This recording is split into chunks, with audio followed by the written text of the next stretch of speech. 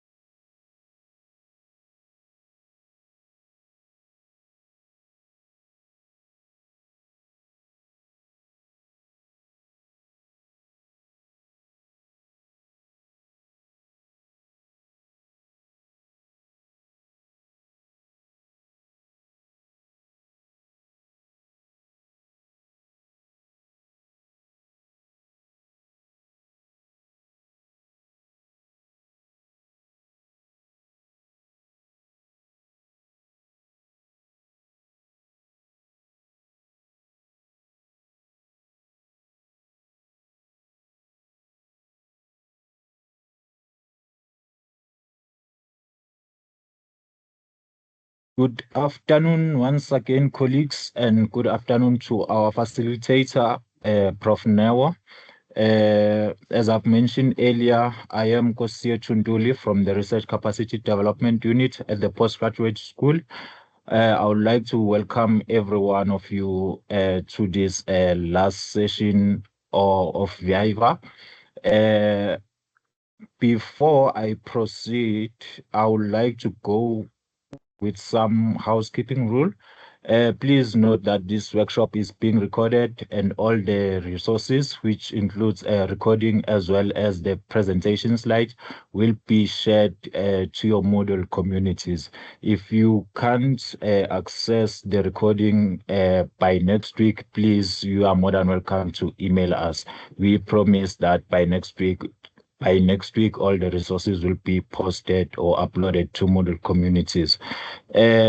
Before moving on, I would like to inform everyone that this is our last workshop under VIVA. We had a quite number of workshops. The first one was general guidelines and policies. We had student tips and processes.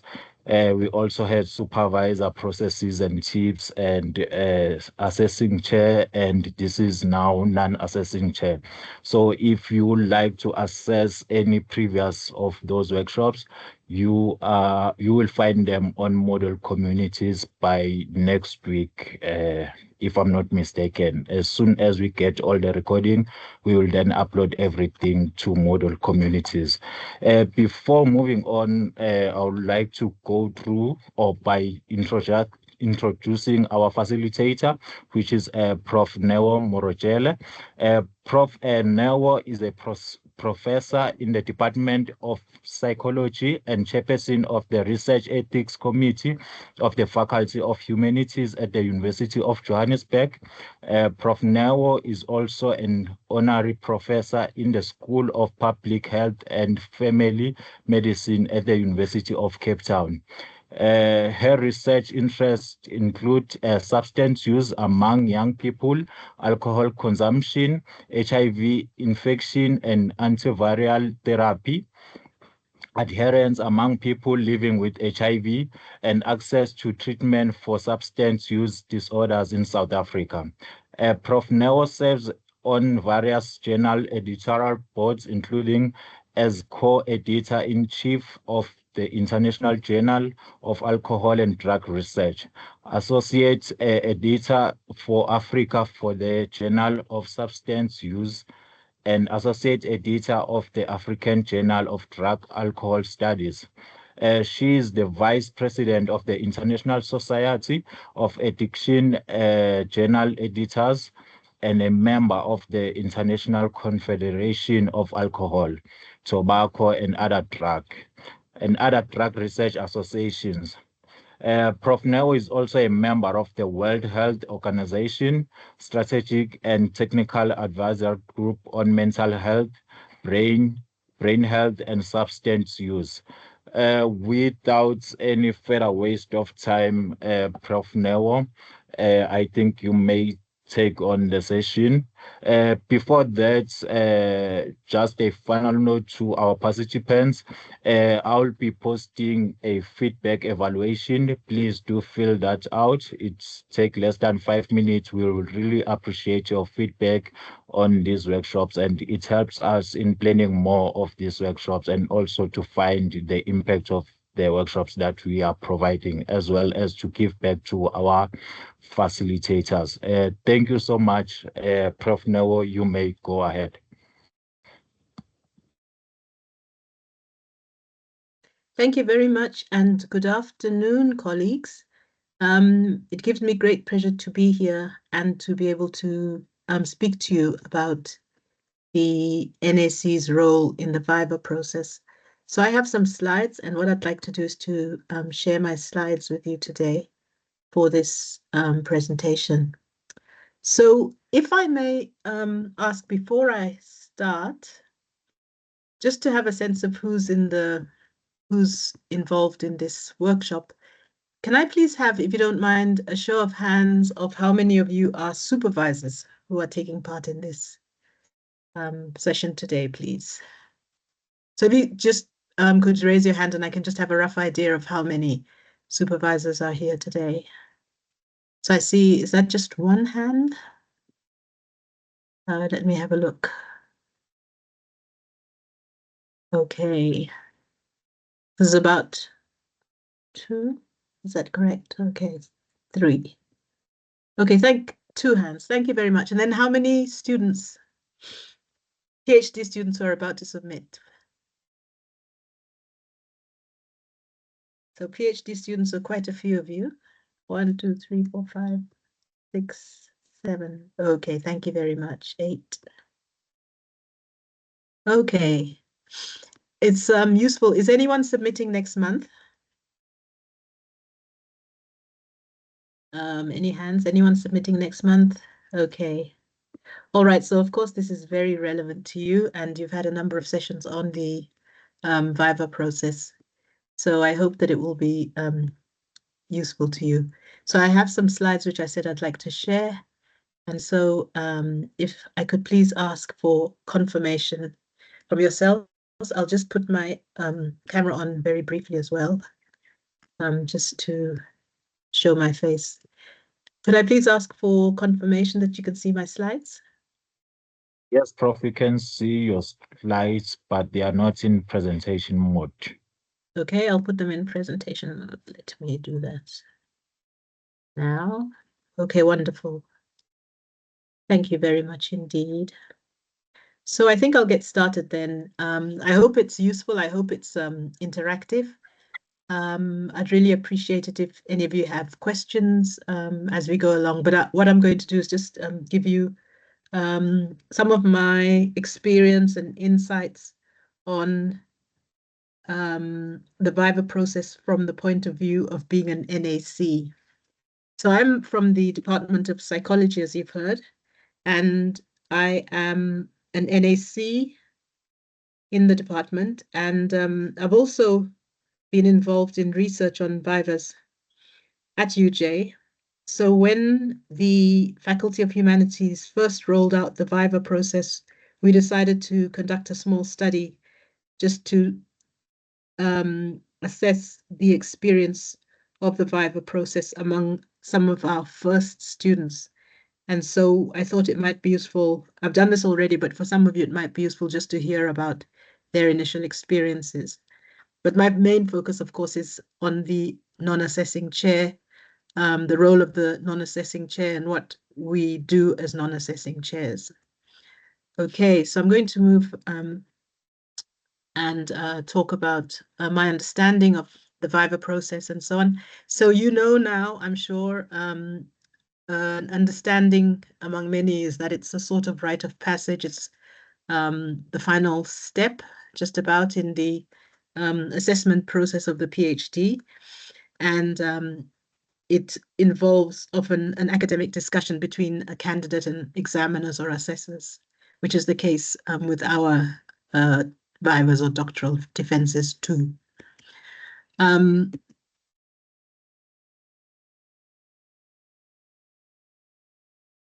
So we know also that the VIVA is highly encouraged in South Africa. It's increasingly becoming common at universities in South Africa and, of course, at our university.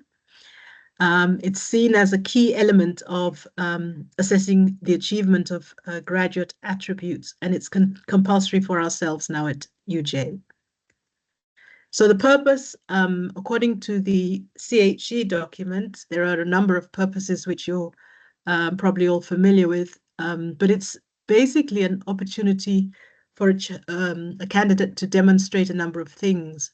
So as they've indicated here, it's to demonstrate their independence and competencies in relation to their specific study field, that the candidates achieved an in-depth understanding of their research, they've achieved a broad knowledge of the field. It's also to confirm a candidate's achievements of various requisite attributes, including reflection, autonomy, independent ownership of the work, etc. It's also its purpose is to have an opportunity for the candidates to engage with specialists. That's I found very valuable from observing and sharing vivas, and then to ascertain whether all requirements for a doctorate have been met as stipulated in the National Qualifications Framework. So you're probably all aware of this role, the non-assessing chairperson. Every department has a number of non-assessing chairs. In the case of my role, for example, I'm not the head of department, although it's often the head of department, but it's usually one of the more senior members of staff when it comes to PhDs. And so the non-assessing chair is usually someone who's appointed in agreement with the supervisor for a specific thesis. It's an academic who's not involved in the research study. So, and as indicated, it's usually head of department, but this can vary from department to department. And the NAC basically serves as the interface between the various parties, the supervisor, the assessors, and the faculty for all degree programs involving some form of external assessment or assessors.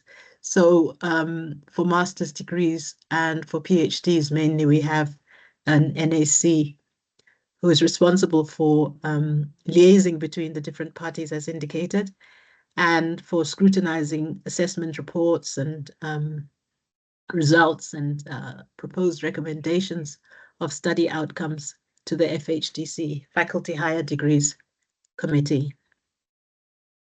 So the NAC has a role from the time study, the time a PhD is ready, is close to completion, the time about 4 months before submission, it should be, supervisors should be appointing assessors. And it's at that point when usually NACs come in. So as indicated, NACs are involved in liaising with supervisors and the faculty and assist with the appointment of assessors. So we don't actually do the appointing, but we do things like review documents to ascertain whether they're appropriate, the CVs, etc., before we submit those to the FHDC. We also receive assessment reports. We review and summarize assessors' reports. This is all before the actual oral defense of the VIVA. Our role is also to communicate with supervisors regarding next steps. And then finally, a very important role, they're all important, but a very important role is actually the scheduling of the VIVA. So before the VIVA, basically, and as we come closer and closer to the time of the VIVA, we become involved in ensuring that all the assessors' reports are in. We are involved in reading assessors' reports, summarizing them, and then scheduling the VIVA, which is usually, although not always, about 2 weeks after all assessment reports are received. So in my experience, if the PhD theses are submitted at the end of October, usually the VIVA takes place at the end of January or the beginning of February. And the reason for this is, well, because of the Christmas holidays, and if we have many assessors in the Southern Hemisphere, a lot of them are on holiday during the December period. So we end up having VIVAs at the end of January, beginning of February. So I think this is important for those of you who are going to be submitting your PhDs next month, just to be available, knowing that you're likely to have a VIVA at some point. Probably, if you submit in October, probably it will be January. It might be December, but because of our holidays, it'll probably be in January.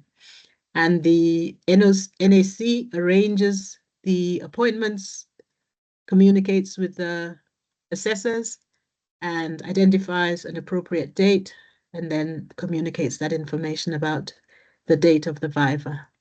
So that's in terms of before the oral defense.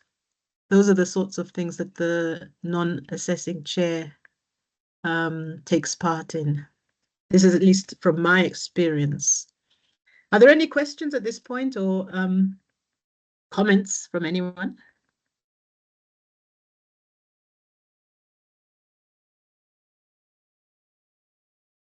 So far, there are no questions, Prof. I think you Okay. can proceed. Okay, thank you very much. So this is before the VIVA, as I've indicated. So then once, so before the VIVA then, the VIVA, the preparations involve arranging the meeting, which is usually conducted virtually and recorded with the recording stored for reference. This is done by the NAC. So before the VIVA, the faculty officer submits reports to the NAC as indicated, and to the supervisors. Supervisors share these reports. The candidates do not receive copies of the assessor's recommendations, but only narrative reports.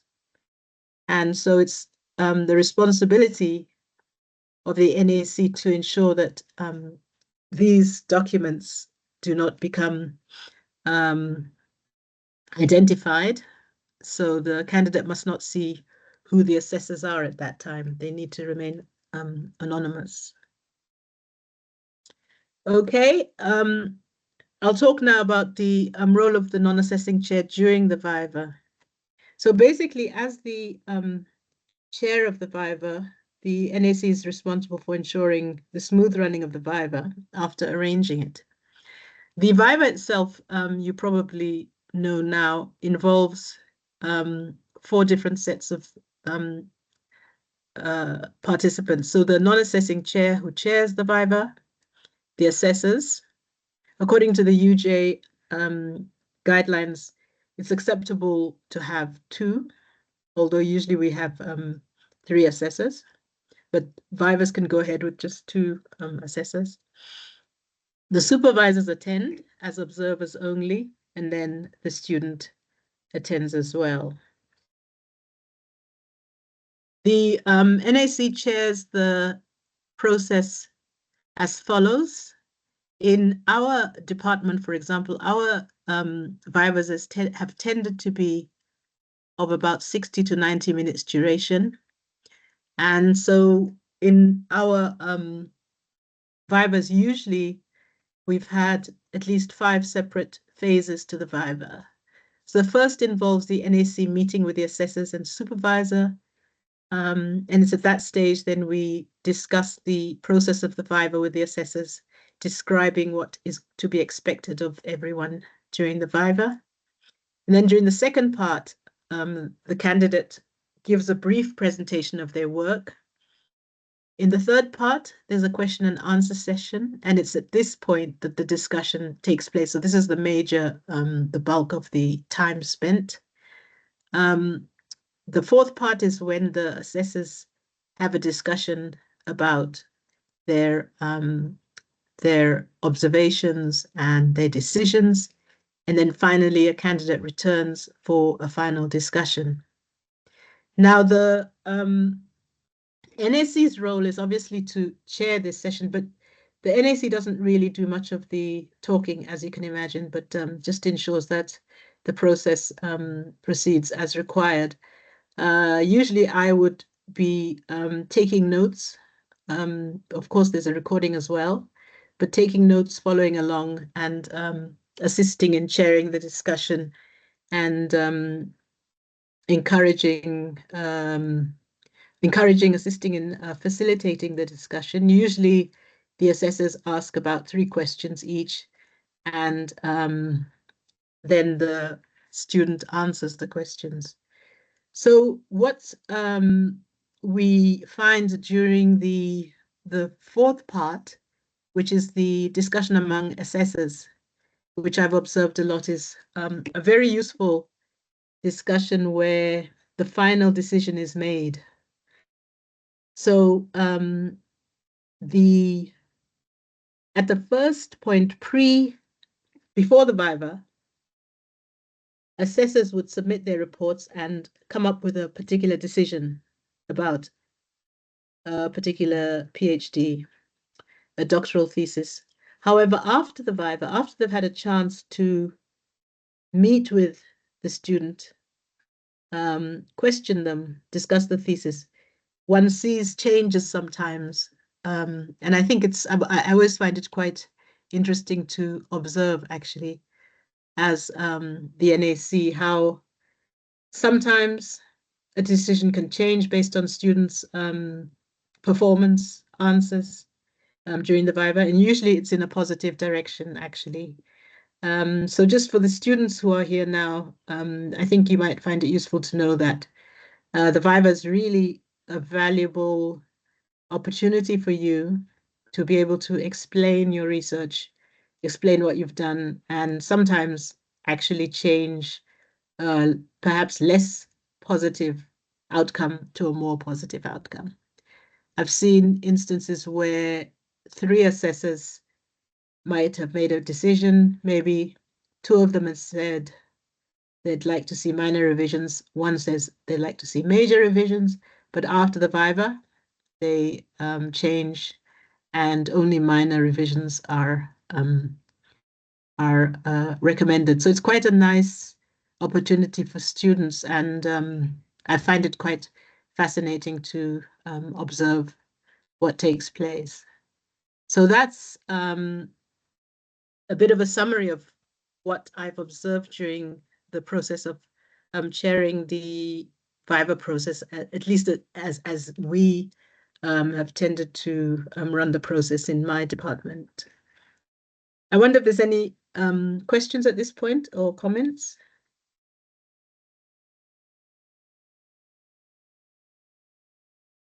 Still no questions, Prof. Okay, thank you very much indeed. So just going on, I think you're probably all familiar with the different possible recommendations then, as I've indicated there. So it could be approve outright, approve provisionally, recommending substantial amendments, and then rejecting. Rejecting is very rare. But again, these final decisions are made only after the VIVA and not preliminary decisions are made prior to the VIVA, but the final ones only after the VIVA. So as I've indicated already, the VIVA discussions have several purposes, which I've outlined based on the guidelines of UJ. So as indicated, it's really, really important for assessors to have a good sense of the role of the student in the work. They ascertain whether the work is the students themselves. And they indicate that they really find it valuable, as indicated, to have a chance to discuss with students their work. So it really helps. I've observed at times assessors asking students what that meant. They could misinterpret, for example, different aspects of what's written. They ask questions which help with respect to the quality of the work. Students can reply when it comes to concerns about aspects of the work. And also what's really valuable is the opportunity for assessors to offer guidance and advice to students for further development of their work and for their careers. So I've seen, again, this is a valuable opportunity. I have, in one case, had an opportunity to see a student talk about her work and an assessor actually asking about her future plans, almost offering her a career opportunity during the VIVA. So it's really interesting to actually observe as an NAC what does come up. So students engage with the assessors quite a lot at the end after this point at which they ask or are asked questions. Students can get very, very valuable input on where to publish their work after the VIVA. They get valuable input on directions for future research, career-related information, etc. So from the point of view of an NAC, I've observed this, and I think it's been valuable for students. Okay, so once the VIVA is over, the NAC then has quite a big task, which is to compile an NAC narrative report. So this report has a number of parts to it. So it's up to the NAC. Typically, one would imagine that NACs would have read the thesis as much as possible so that they can have a good grasp of the thesis and then provide a summary of the report and make sense of the assessor's reports as well.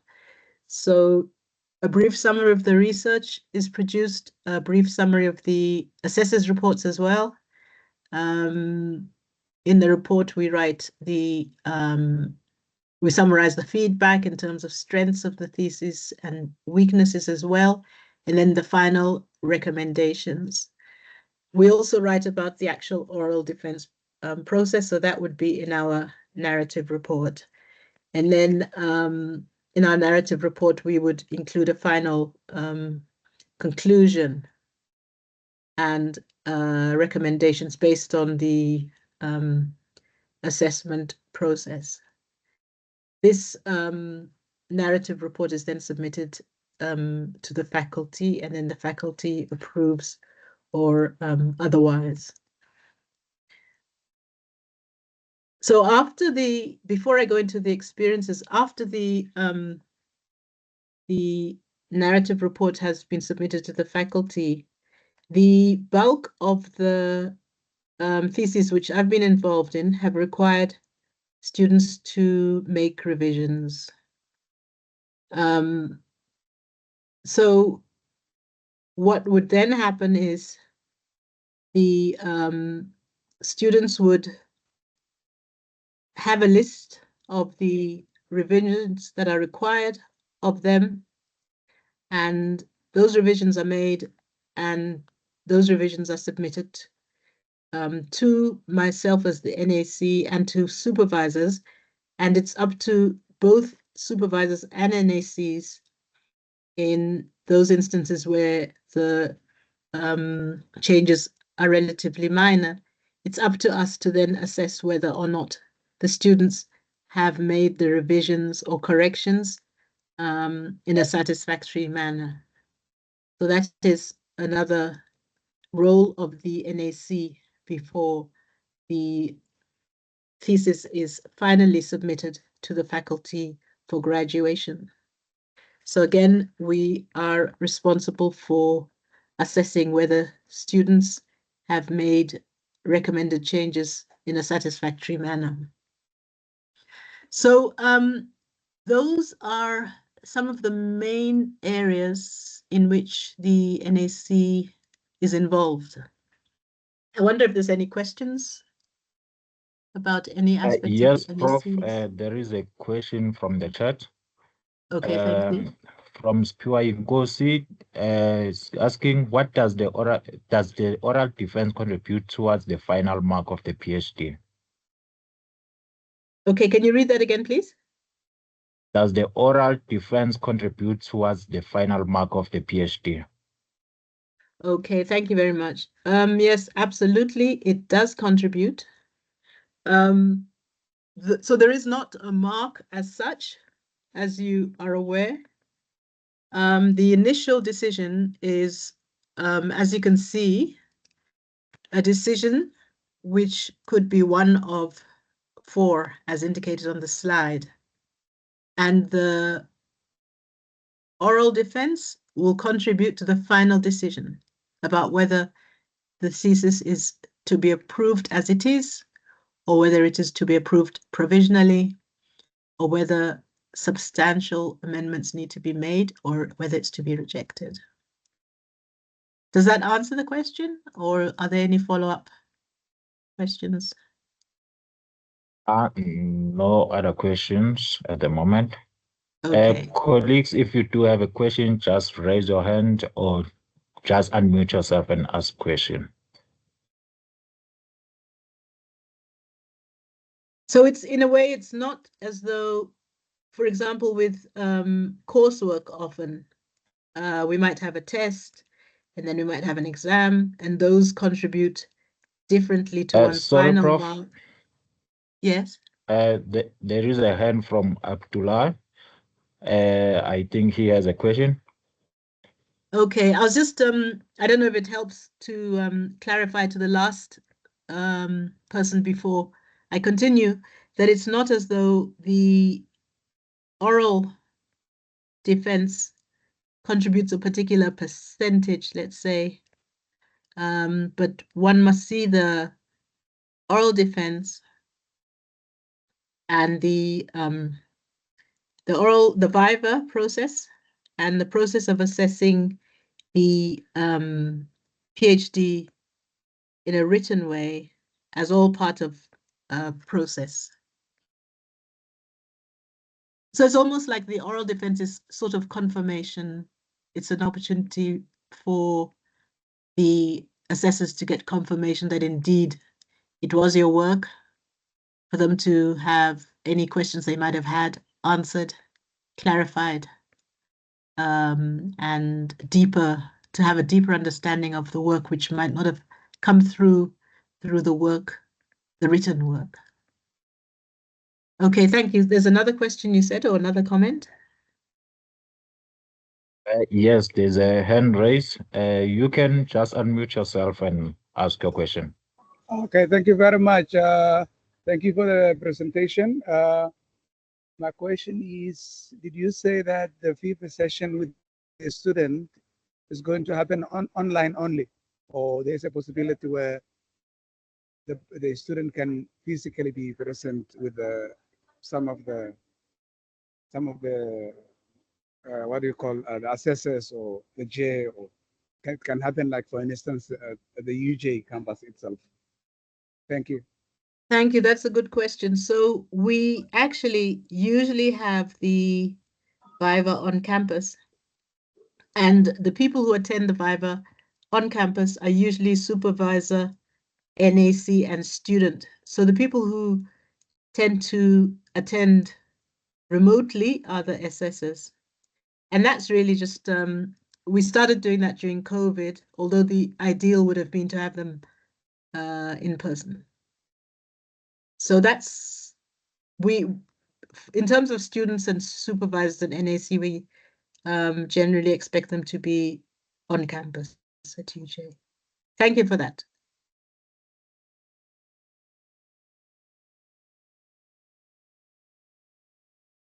Well, there is no further questions, Prof. I think you can proceed.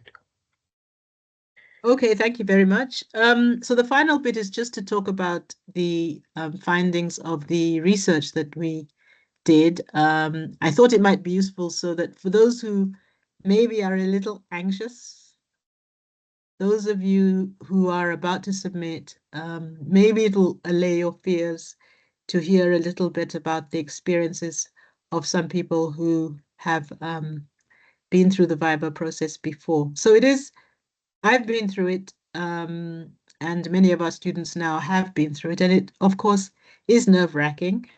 But at the end of the day, when one looks back at it, there's been also quite some positives we found as well.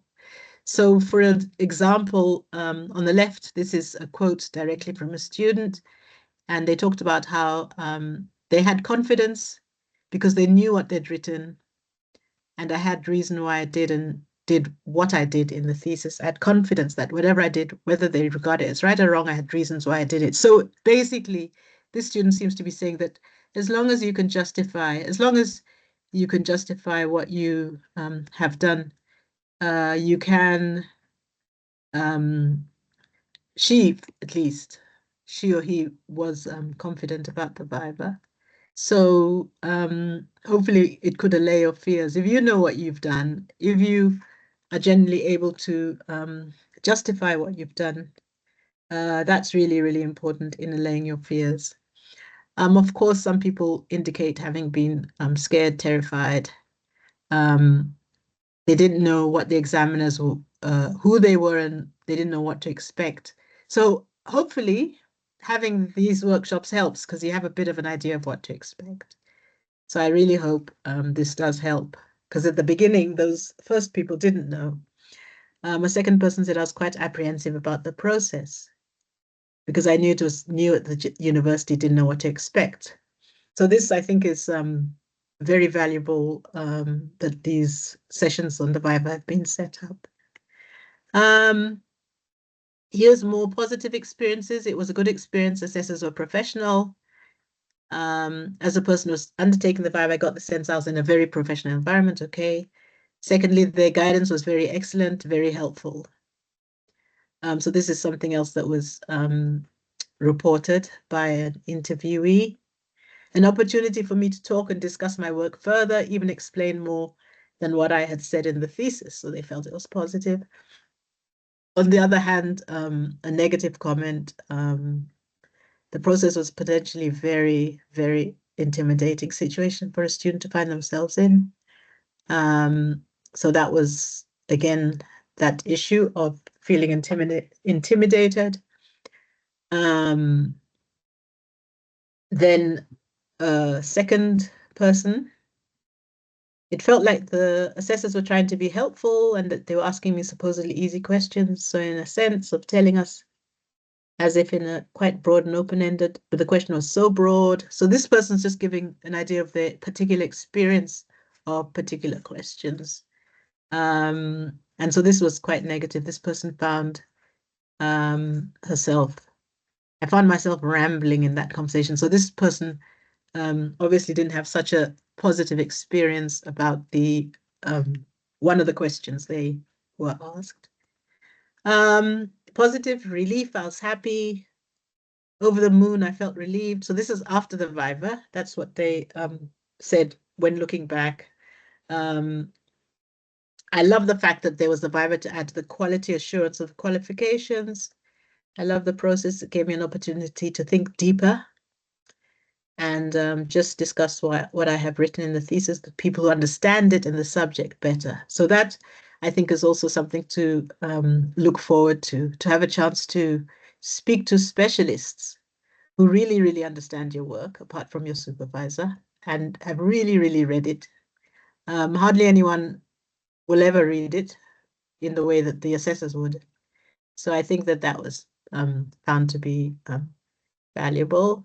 On the negative side, one person said it was nerve-wracking. Yes, they've said that before. One person thought it was a little unfair.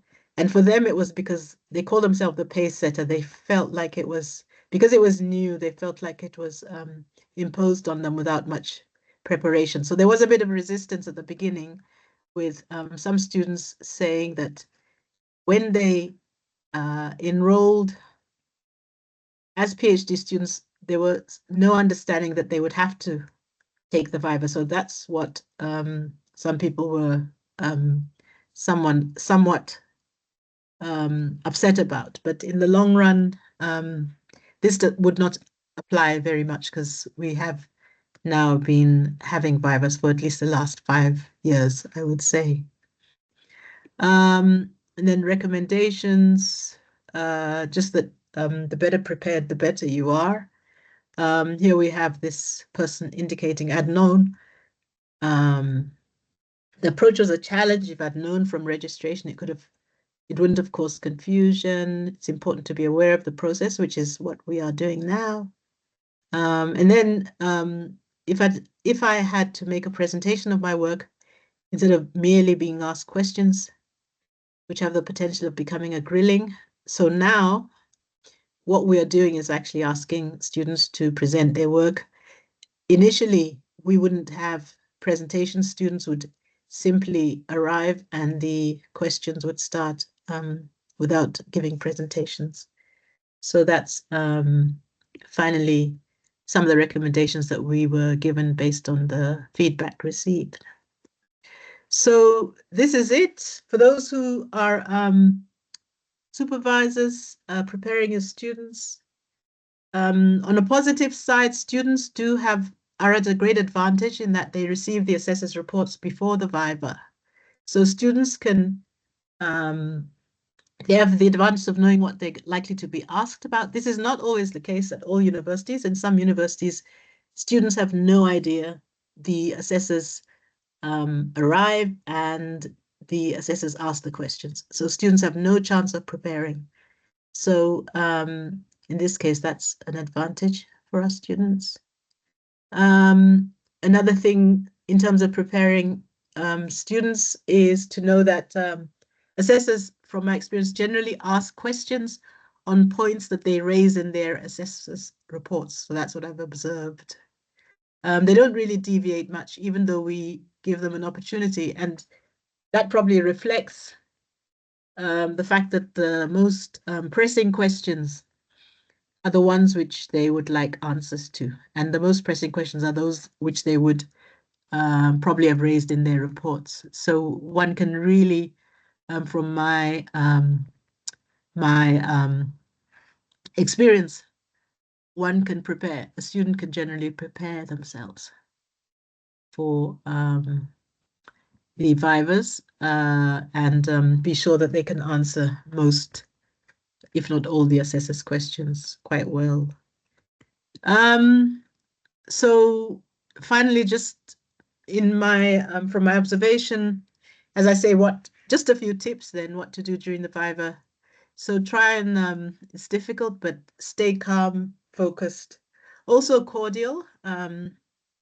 Being combative doesn't help. Being defensive about one's work, staying open to feedback. Those are all tips that I would recommend from my observations of how VIVAs can turn out. Usually students are indeed cordial. I've found, if appropriate, do rebut. I've seen that happening where students might not necessarily agree with a comment, a question, and it could be that sometimes assessors they're not right. They've misinterpreted something. So students must be happy to do so as well. Again, in a cordial manner. Also, it's recommended during the VIVA you do ask questions about areas of improvement. It's always, as indicated before, valuable to have these people with specialist knowledge to assist to improve one's work. Enjoy the opportunity to interrogate your work. So not for the interrogation of the student, but the work itself.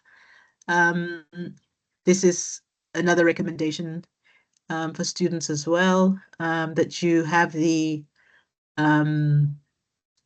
attitude, you go in there with the attitude, positive attitude that you're on top of your work, you know what you've done. And finally, it's the end. You've almost finished the many years of probably very lonely hard work. And I just then would recommend, in my opinion, that you rise to the occasion. Many have come before you and have managed, and so why shouldn't you? So those are just some words of some recommendations I have for students having been an NAC.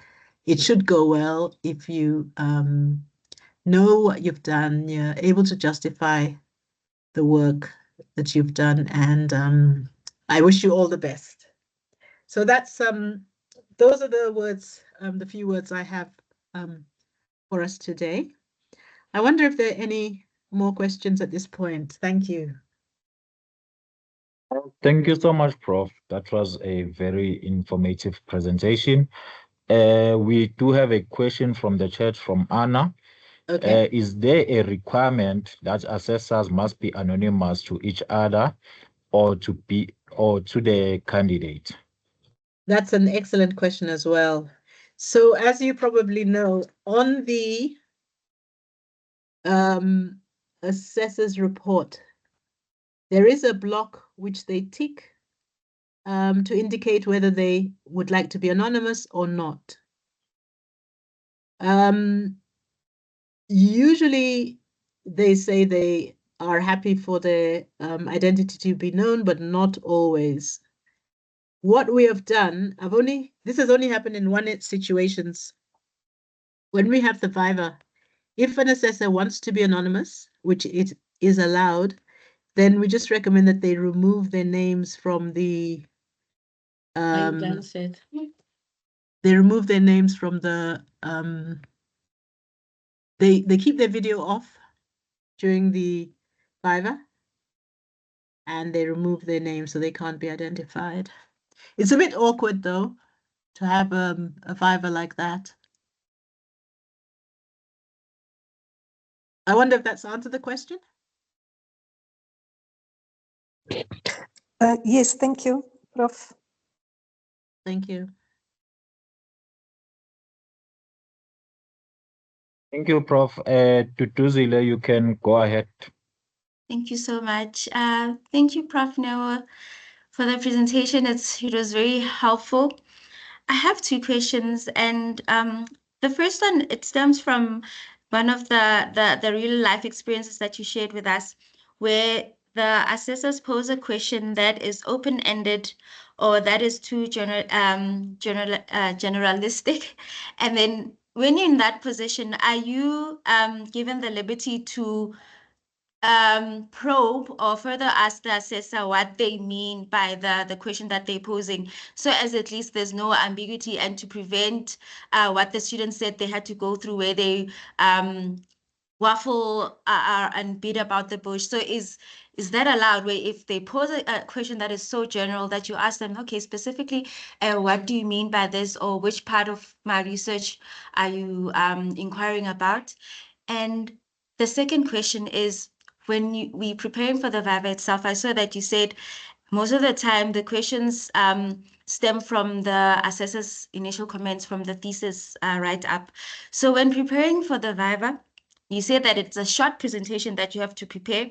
So would you advise us to prepare it according to the narrative that you want to send, or structure it so as it's centered on what the assessor's corrections were? Thank you very much. Those are excellent questions. I believe useful questions. So the first question is, so I think I'll just put on my camera now and stop sharing. So the first question is about what to do if you don't understand the question necessarily, or if it's not vague, if it's vague or very broad.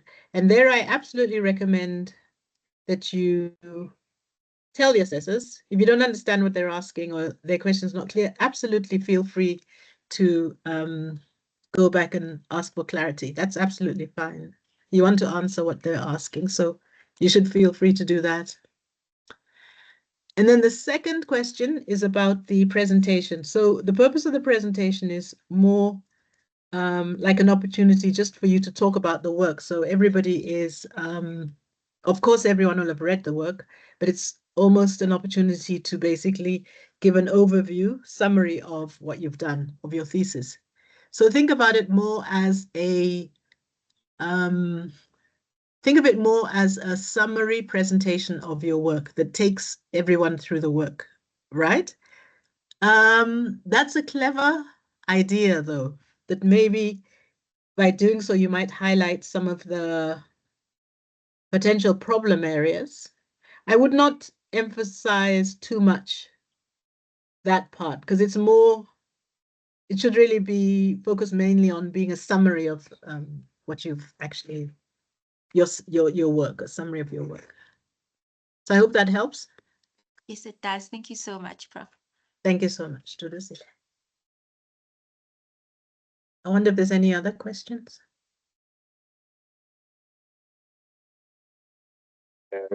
No questions from the chat. Colleagues, if you do have a question, just raise your hand or just unmute yourself and ask while Prof is still here.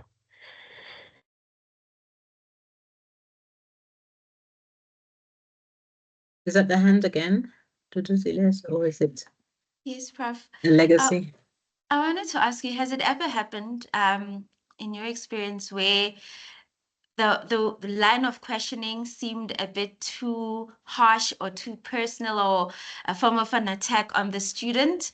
And if you're in that situation, like, how would you diffuse it, and what bearing does that have on the student? Like, let's say the student feels attacked, and I don't know what would be the premise of that, but if it happens, and then will it have a negative bearing if the student didn't answer correctly, even if that question was a bit unfair, if I can put it like that?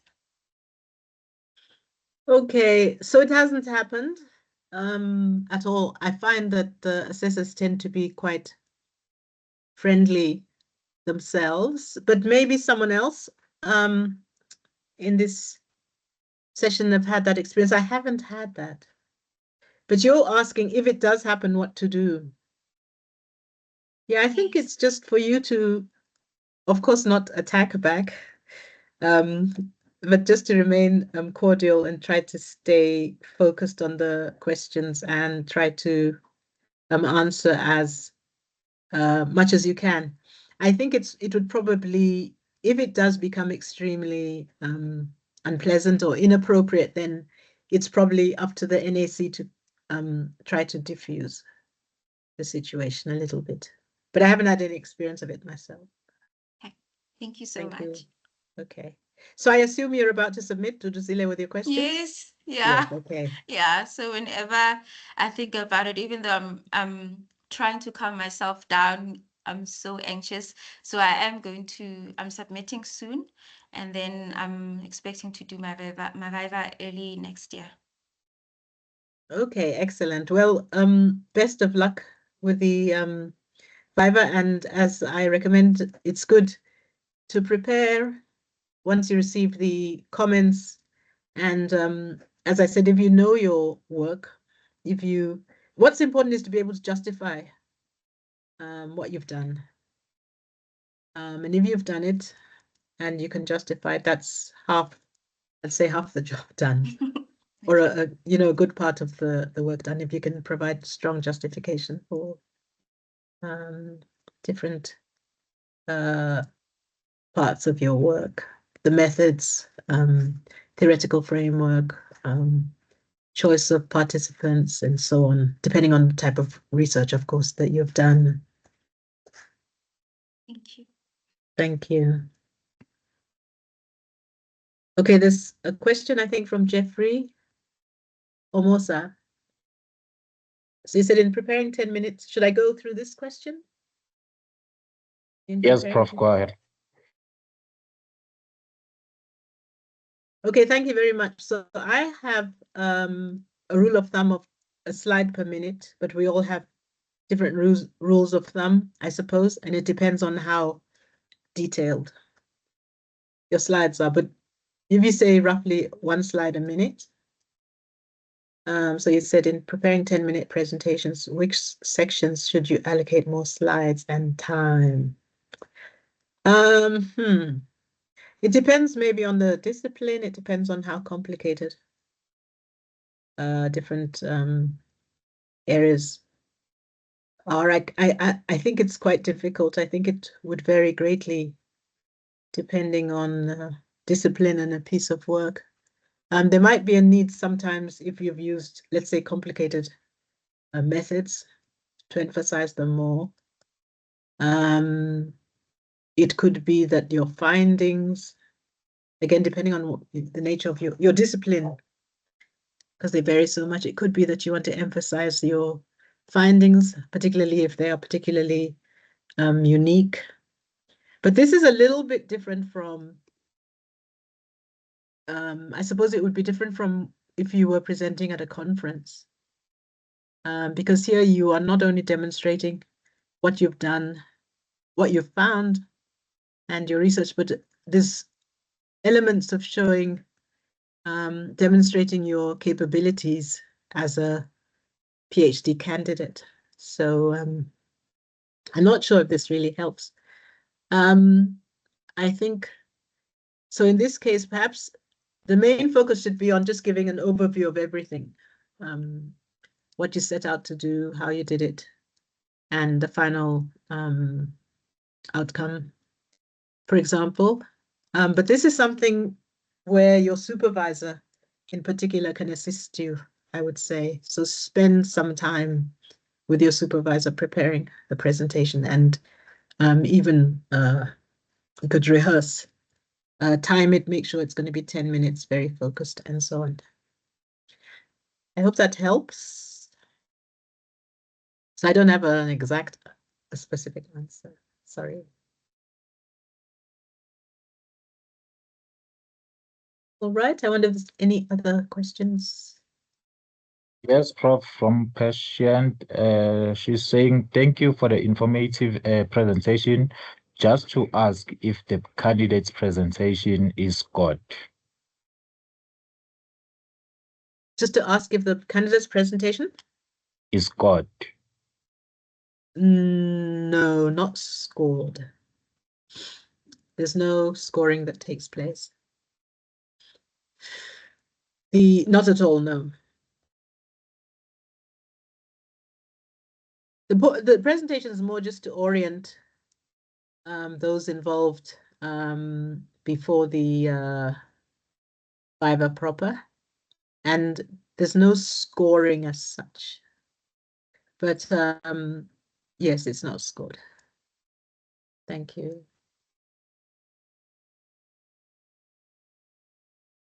Thank you. I don't think there's any question from the chat and Q&A. Okay, thank you very much.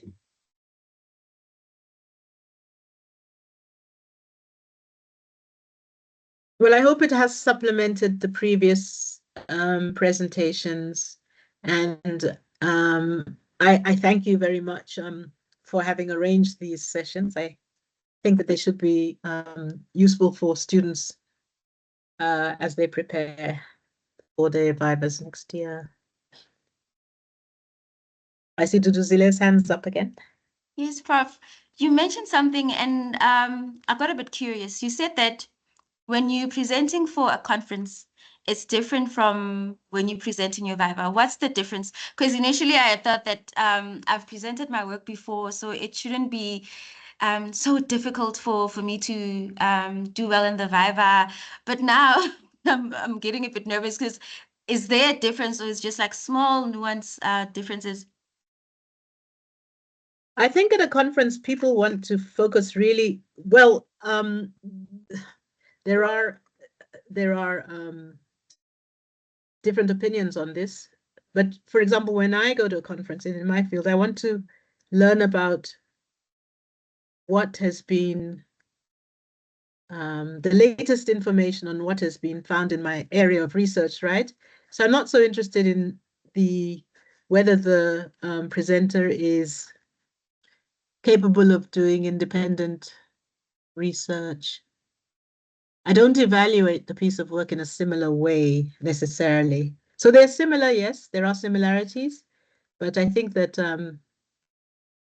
the way in which an examiner, an assessor would review a piece of work from a student would be different from the way they would review a piece of work from a conference presentation.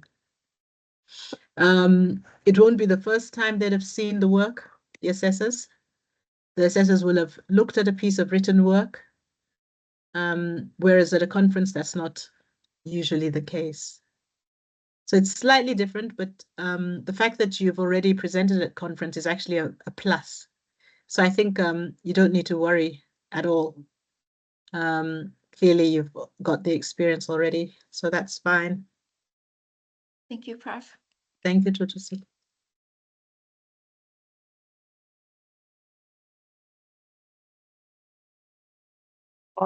Still no questions. Just a comment from Alison. Thank you for this informative session, especially for us presenting next year. Good luck to those who are preparing for their presentation. Thank you.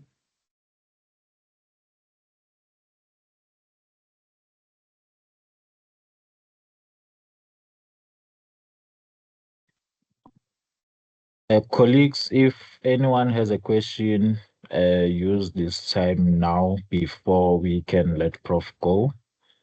Just unmute yourself and ask, or just type in a chat box.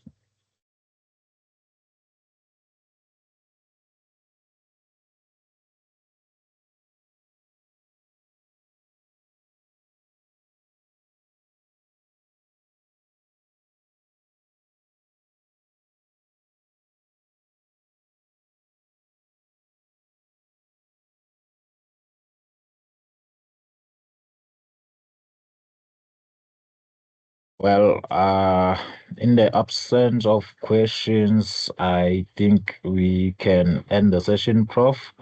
Thank you so much for taking your time to facilitate this workshop. We really appreciate the time you have taken. And to all our participants, thank you for attending. And we hope this was very informative session to you, and you will be more informed and well prepared for your presentations that are upcoming. Please fill in the evaluation feedback that I've shared earlier in the chat. this helps us in making reports as well as to give feedback to our facilitators. Thank you so much to everyone. I think we can end the session. Thank you so much, Prof. Before I go, there's one more question. Jeffrey Omosa again. Just to say, Jeffrey, there are no standard slides, so it's up to you how you present your work. And it doesn't even have to be in a slide format. So it's really, there's flexibility there. But thank you very much, colleagues, students. It's really been wonderful. I hope it's been useful for you, and all the best with your final push. Thank you very much. Thank you so much, Prof. Prof, please share your presentation with us so that we can share them with all the participants to model communities in due time. Thank you very much. Thank you. Thank you, everyone. Have a lovely day further. Thank you. Thank you. Goodbye.